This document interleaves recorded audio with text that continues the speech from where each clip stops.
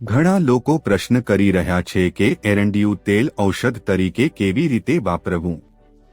હું તમને કહીશ, આંખોની અંદર ન લગાવો. પાંપણો પર એરંડિયું તેલ લગાવો. તમારા વાળ પર લગાવો. પાંપણો પર, કાન પર લગાવો અને સાફ કરો, અંદર રેડશો નહીં.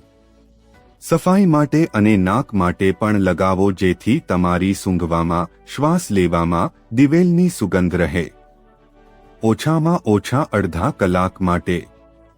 અને પેટ સાફ કરવા માટે દરરોજ ઓછામાં ઓછું 1 ચમચી એરંડિયું તેલ લો. ઓછામાં ઓછું 1 ચમચી એરંડિયું તેલ, શુદ્ધ ઓર્ગેનિક એરંડિયું તેલ.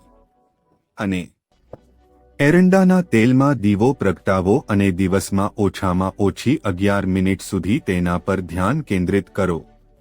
આમ, તમારા શુદ્ધિકરણ માટે એરંડાના તેલનો ઔષધ તરીકે ઉપયોગ કરવાની આ રીત છે.